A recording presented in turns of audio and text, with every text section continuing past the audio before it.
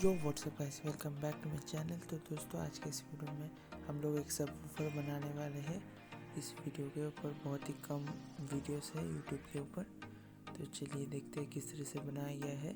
और वीडियो में दोस्तों बहुत ही मेहनत लगा है, इसलिए वीडियो को लाइक कर दीजिएगा। और प्लीज़ जो हमारे चैनल पर न्यू है, प्लीज़ हमारे चैनल को सब्सक्राइब कर दीजिएगा।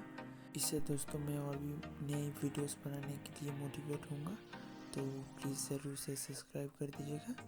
तो चलिए, और वीडियो को बिना स्किप कीजिए, पूरा एंड तक देखिएगा।